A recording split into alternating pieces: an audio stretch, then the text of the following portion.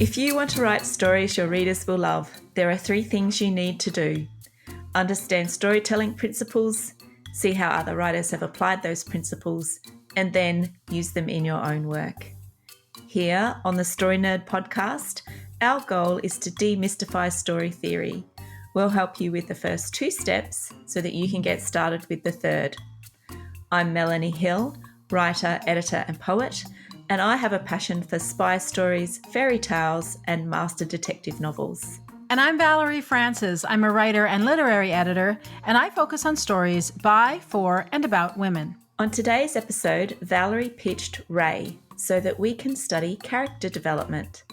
This 2004 film was directed by Taylor Hackford from a screenplay by James L. White. Now, of course, there will be spoilers because we can't talk about the movie without talking about the movie. And we'd really love it if you could give the show a rating and review. For Apple Podcast listeners, you can do it right from your phone. Simply go to the show's landing page and scroll to the bottom. It's that simple. All right, Valerie, this is a new season, so I can't wait to hear about what we're going to learn this season in terms of character development. Oh, Melanie, this is going to be a good season. I am looking forward to this one. So, in fact, the topics that I've chosen for seasons 6, 7, and 8, they all go together. So if you haven't listened to season 6 yet, go back and do that now. While you're waiting for each week of season 7, you can go listen to an episode from season 6. All 3 seasons are focusing on some aspect of character. Last season, I focused on empathy and how to create an emotional connection between the reader and the protagonist. This season, I'm focusing on character development. Now, the first thing I want to say is that character development is a problematic term because it isn't very specific. We need to get really clear on what we mean by developing a character. Typically, it's in reference to a character's arc, but that begs the question, what does it mean for a character to arc? When we drill down on that, we discover that it has to do with tracking the change in a character from the beginning of a story to the end. The questions that follow then are, how and why does a character change? Now, these are really great questions, but honestly, they didn't help me much when I was learning this because it wasn't enough for me to go on. I could understand it intellectually, but when I sat down to actually write a story and put that theory into practice, I couldn't figure it out. This is one of those times that because the theory is easy to understand intellectually, we can all fool ourselves into believing that we know exactly what it means and how to execute it. I mean, I fooled myself until I sat down and tried to execute it and came up with nothing. Through our storytelling, our job is to present the protagonist as being one way at the beginning of our novels or our screenplays and another way at the end. And we have to do it in a way that's believable and worthy of the reader's time and money. Now, this issue of believability has always tripped me up because it doesn't ring as true to real life as it should. In the real world, yes, absolutely, people can change. But more often, what changes is our perception of a person.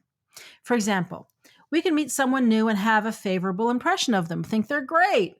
And then, as we get to know them, we discover that actually they're a backstabber. Now, that person didn't change, but our opinion of them changed. Also, it's really, really hard for a person to change.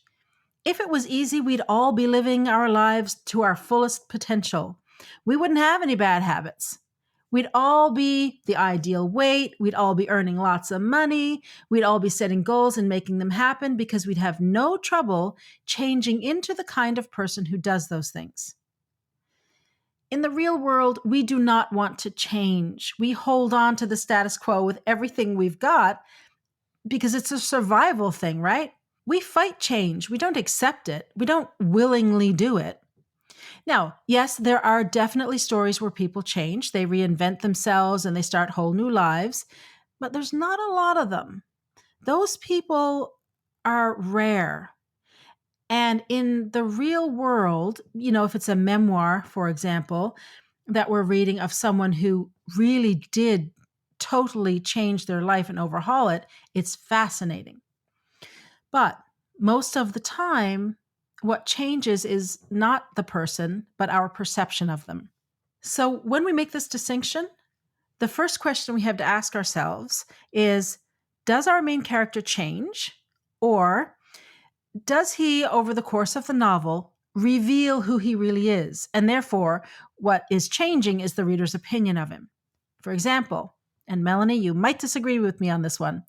In The Godfather, Michael Corleone doesn't change. What changes is our opinion of him.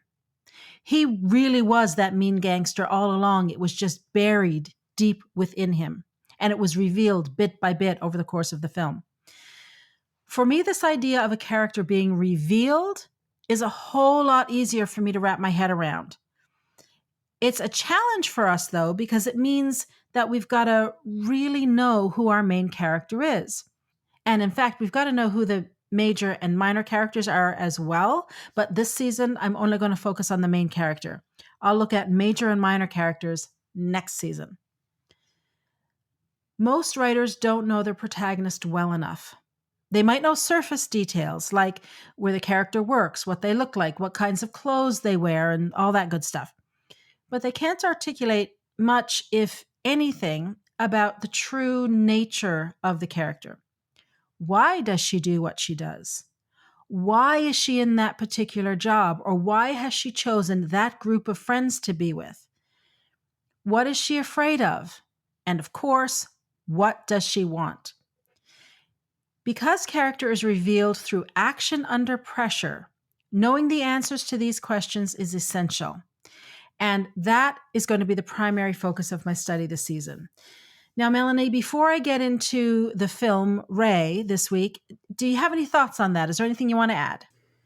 Well, just a couple of things. So I thoroughly agree with you about understanding and knowing your character. So in my work in progress, I have a 14-year-old boy who's my protagonist. And while I have not been a 14-year-old boy, I have sat in his mind for a very long time. And in my quiet moments, I sit there and think about what he would do if I give him certain scenarios. And so I feel like he is a part of me because of that thinking that I've done about him as a character. So I really like what you're saying there, that it's almost like acting in some way, isn't it? That you are being an actor, but what you're doing is you're writing the story as opposed to physically acting out the story of the character that you're inhabiting. And so that's what I think of when I listen to what you've just said.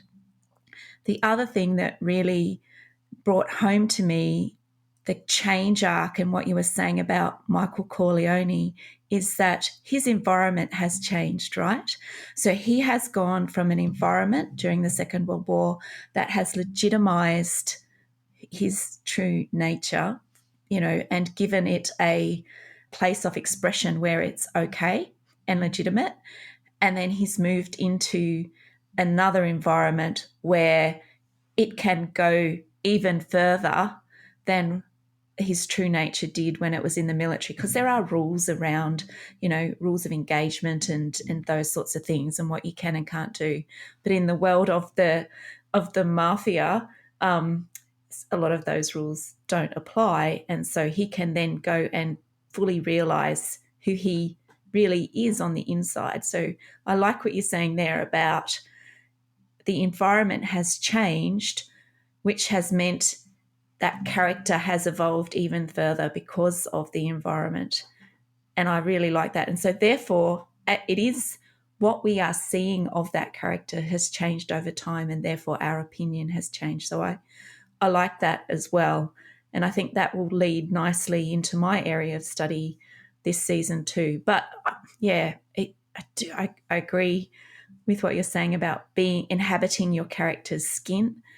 And so it's funny now going to look at Ray and how that plays out because he's a very interesting character, isn't he? He is that 100%. And your note there about it's like acting, I think it is. Not that we need yet another skill to learn,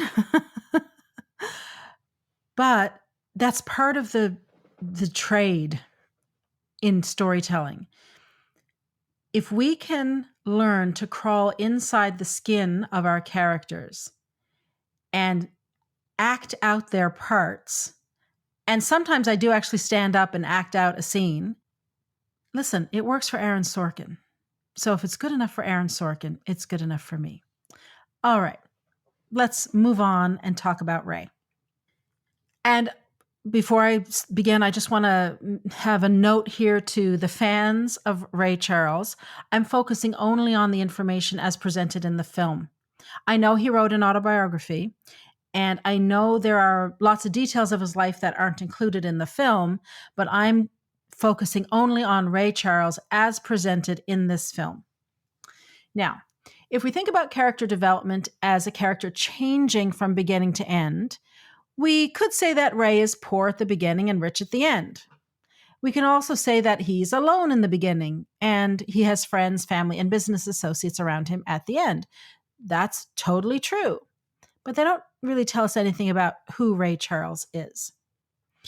If we think about Ray's character as being revealed through his action under pressure, then he starts to get interesting. We know that through his action, we know that Ray is a survivor. He's very smart. He's highly manipulative. He is a musical genius. He is traumatized. He has trust issues, and he's terrified. Now, let's drill down just a little bit into this, and I'll give you a couple of examples. Now, I said that Ray Charles is a survivor and he's also manipulative. This is established in the opening scene when he manipulates the bus driver into helping him by claiming his blindness is due to a war injury. Now, remember, I'm going to talk about The Godfather again. I have a feeling The Godfather is a movie I'm going to refer back to over and over and over. In that episode last season, I talked about how the character's environment shapes who they are. And Melanie, you just alluded to this. Well, this is another great example. As a child, Ray was not manipulative. He was a good little kid, and his foundational good nature still exists. But because of the time and place where he was growing up and the prejudices he faced against Black people and blind people, he had to find some way to survive. His brother and mother were dead, and so he was alone. He needed that driver's help, and since it wasn't going to come willingly, he had to do what was necessary to get it. And in that case, manipulation was necessary. Another way we know that Ray is a survivor is that when he is truly at risk of losing everything, even his music, he goes to rehab. He goes cold turkey, and he's able to give up drugs for the rest of his life. That is his action under pressure. So that reveals who he is. He will survive, even if it means in the short term going through the agony of a cold turkey heroin break. Ray's trust issues are revealed over and over and over. I could talk for an hour just on this one point. As a child, his mom taught him not to trust. What she said was, scratch a lie, find a thief. And when it comes to his business dealings, this is advice he follows, and it serves him well. When Swingtime Records shows interest in him, he gives Marlena a chance to be honest with him. He's under pressure here, and this action shows that he wants to believe in the goodness of people. But she lies to him, and he cannot forgive it. When he meets Ahmet Ertegun, he tests Ahmet by playing, quote-unquote, country dumb. Now, Ray knows the answers to all the questions that he's posing to Ahmet, but he wants to see if he can trust Ahmet. And of course he can. As a little side note here, Ahmet Ertegun became one of the biggest names in music. He worked with the Bee Gees and a whole bunch of other people. When Ray's relationship with Della B is deepening, he asks her to always tell him the truth and to never pity him. And she does tell him the truth, but he doesn't always want to hear it. For example, when she initially confronts him about his heroin use, his shadow emerges. This particular action under pressure lets us know that Ray is an addict. I don't know if there's any such thing as casual heroin use. I have no idea. But at this point, the action that he takes under pressure is to lash out at Della B, the one person who he knows will never ever lie to him. His shadow comes out and attacks her. That reveals who he is in that moment, and it's an addict. Alrighty, so all of this to say, we need to remember that, yes, sometimes a character does change from the beginning of a story to the end. More often, though, a character's true nature is revealed to us over the course of a story. And what changes isn't the character at all, but our perception of him. Those revelations happen because of the character's actions. Now, I'm sure you've all heard the Maya Angelou quote, "When someone shows you who they are, believe them." That's true in life and it's true in fiction. And this season, that's really what I'm going to be drilling down into and studying. This week, I've basically introduced the theory and I've shown you briefly how it worked in Ray. But stay tuned for the rest of the season because there's lots more to come. Melanie, how did you do with your study of world building this week?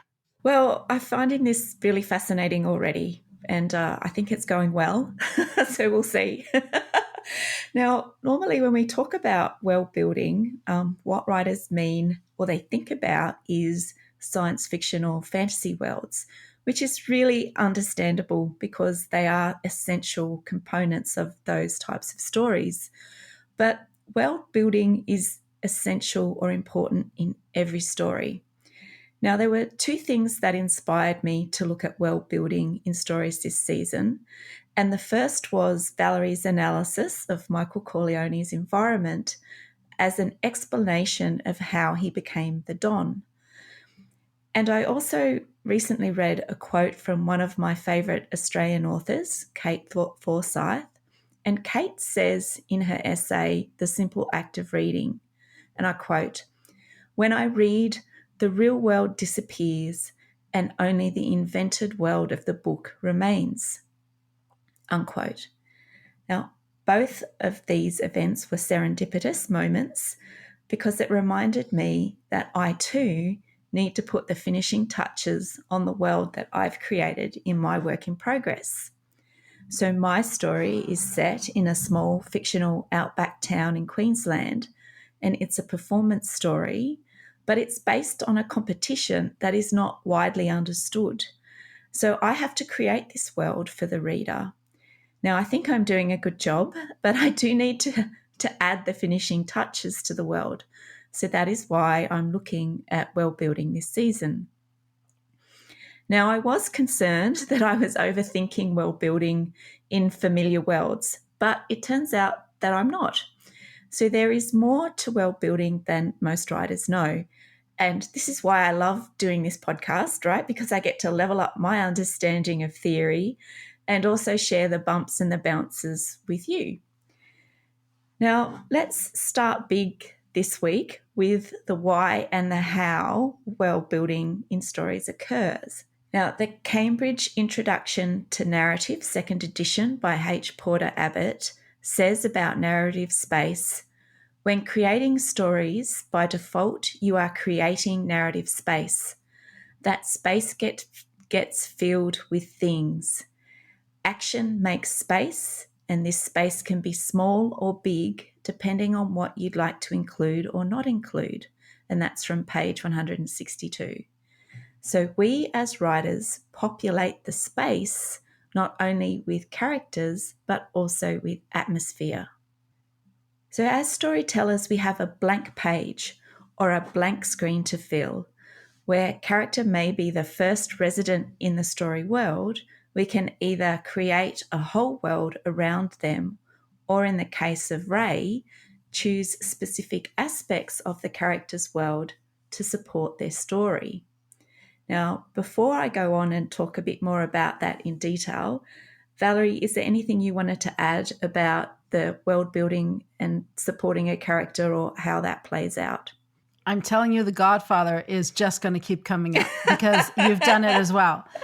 I think so often, even though you pick your topic, independently of me picking my topic, so often they work together so well because all of the storytelling principles overlap. It's really, really hard to separate them out and put them in silos.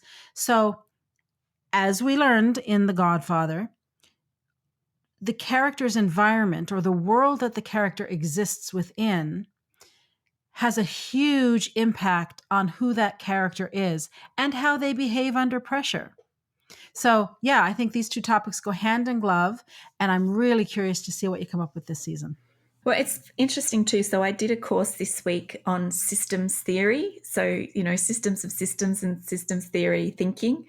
And all the whole time I was in this course, story was exactly what I was thinking about when I was when I was doing this course, and all the different complexities that you can create. But I really like what you were saying, and it reminded me when you were saying that is, yes, they're all interconnected.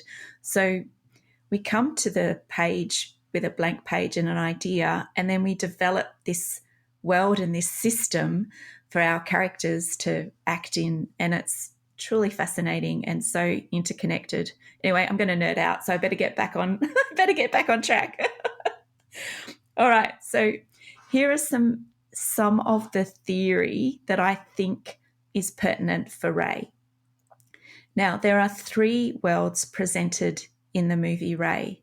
The world where he lives, once he leaves Tampa. So there's also the world of his childhood and the events that haunt him and catch him off guard. So first we'll look at the main world Ray occupies for the movie, which is the one that he starts when he moves to Seattle. Now, the world Ray occupied is mainly full of well-known performance venues and recording studios. This performance world is also filled with characters who, in the beginning, take advantage of Ray. So Ray's world at the beginning of the story is actually quite cramped as well. He is either in the club or at Marlene's house, and his movements are restricted by Marlene and Gossie, who also control his access to money. So at the beginning, the clubs are dingy and the audiences are small, and they are only African American audiences, and there's only 1 or 2 dancers as well. The decor is dark, and the only friend Ray has is Quincy Jones and eventually Oberon. Now, over time, Ray's world changes in 3 main ways, and each of these are supported by the physical locations as well as the people in those worlds. So first, as his performances and reputations increase in popularity, his audience grows as well. So first, according to the movie, the audience is African American in the clubs up until he signs with Atlantic Records. Then we start to see a few Anglo-Saxons dancing in the clubs. And once he's more popular, the venues change to concert halls where segregation is more strictly enforced. The broader his audience, the more controversial he becomes, and he is also forced to take a moral stand in Georgia. Now, of course, hand in hand with the larger venues is more money. Ray's business acumen grows and his popularity earns him more and more money, and it gives him power. And this is reflected in the shift from the small recording studio to recording studios with office space next to it. So Ray also has the power to demand more control over his intellectual property, and he gets ownership of his master recordings. Now, the world Ray occupies opens up and becomes more opulent as his success increases as well. The number of people around Ray also increases as he becomes more and more successful. Ray starts out alone at the bus stop in Tampa, and as we travel through the movie, the number of men involved in the management of his business grows. And musically, he also goes from a trio to a traveling band that, keep him at arm's length and also resents his blindness.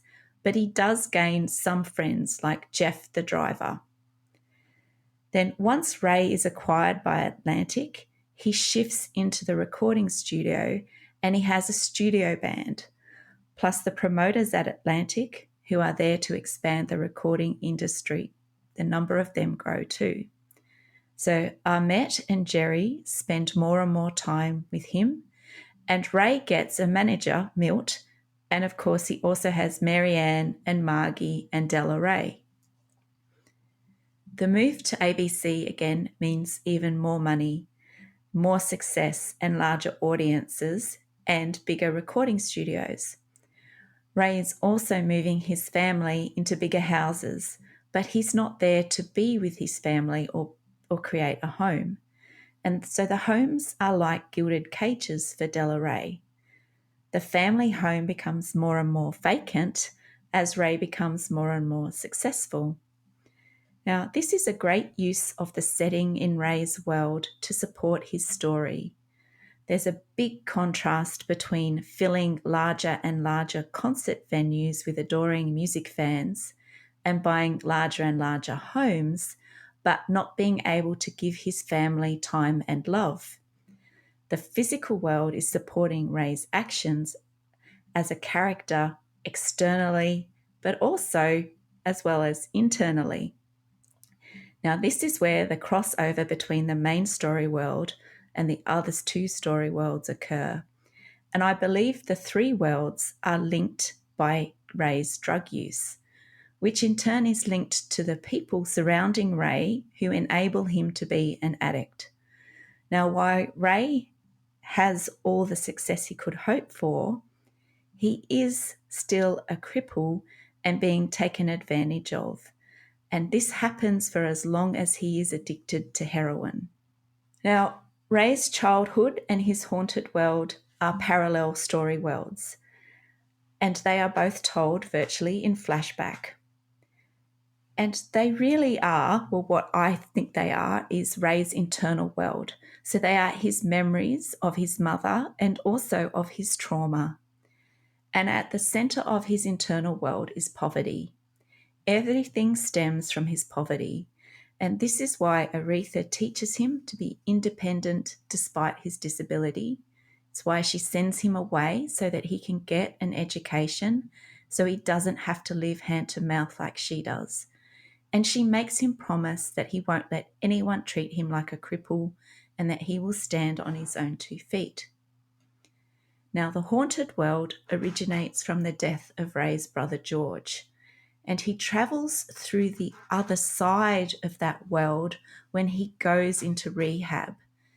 And when he accepts that his mother and George aren't gone, that they are still with him, this is the moment when he doesn't have to deal with the pain of losing them, and he can finally kick his drug habit. So Ray's blindness maybe wasn't his disability after all. It was his drug addiction that became his handicap. Now, the purpose of the younger Ray storylines were to explain why Ray was like he was, but it also shows some of his inner world, the memories that he carried with him and his experiences of his childhood. Now, all three of these worlds form Ray's success story, which is what we see on the screen. In the world of the movie Ray, it is filled with similar locations that vary over time, and they are representative of where Ray started in his music career and just how successful he grew to be. But the world of the movie is very specific, and it supports that story of Ray Charles's life. Now, of course, the main story starts in 1946 and concludes in about 1965 or so. Now, that is a lot of time. The time periods of Ray's life are signalled by the dates that appear on the screen. And the time periods are also represented by the social politics of segregation and white people's attitudes to blacks in their dialogue and also their action. And there are also vehicles, the decoder, the old movie footage, buildings, and clothes. Now, we'd expect all of this in a biopic set in the time period covered by this movie. The world of the movie is also supported by the compression of time and the expansion of certain events in Ray's life. The movie covers about 45 years of time in 2.5 hours. So the movie is a highlight reel of Ray Charles's life. And the world building supports the story of Ray Charles's childhood, the evolution of his music, his family life, his drug addiction, and his success. And it does this by building the world in which all of these things occurred. So that's a lot, right? So world building is obviously very big. All right, so I'll finish up there. So you can start to get a taste of what the sort of things I'm going to look at this season. But while I go and have a small break, Valerie, what's your action step for this week? Alrighty, what I want you to do is get to know your protagonist. Knowing the superficial stuff is fine, but it's not enough. We've got to take the time to get to know the character, know them as well as we know our best friend. And this is really important because without this deep level of knowledge, our stories are going to be mediocre at best. And with AI breathing down our necks, mediocre in any domain, in any industry, isn't going to cut it. Right, that wraps it up for this week. Join us again next week when we discuss Can You Ever Forgive Me? To support the show, please leave us a rating and review and tell your writer friends about us. For access to writing templates and worksheets and more than 70 hours of training, subscribe to Valerie's Inner Circle by visiting valeriefrancis.ca/innercircle and follow her on Twitter and Instagram at Valerie_Francis. If you'd like to get my tips about books to help you read like a writer, visit me on Facebook and Instagram under Melanie Hill Author, or find out more about me at melaniehill.com.au. And remember, story theory doesn't have to be difficult. It's a tool to help you write more, not less. So take it one step at a time and have fun.